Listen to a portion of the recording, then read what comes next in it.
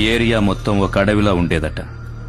పులులు, తోడేళ్లు, నక్కలు, ఇంకా చాలా జంతువులు తిరిగేవంట. మెల్లమెల్లగా సిటీ పెరుగుతున్న కొద్దీ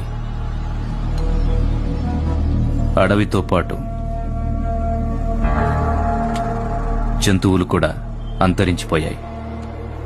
కానీ కొన్ని జంతువులు మాత్రం మనిషి రూపంలో ఇంకా ఇక్కడే మిగిలిపోయాయి.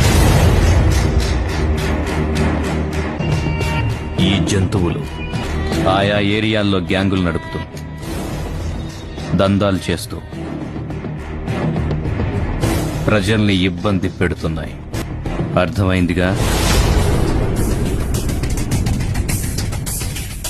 నేనేం చెప్తున్నానో. ఇక నుంచి మీరెవ్వరు గ్యాంగులు నడపడం, హత్యలు చెయ్యడం, భూ కబ్జాల్లాంటివి చెయ్యడం మానేయాలి.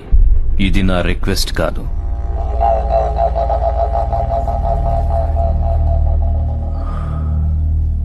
ఆర్డర్.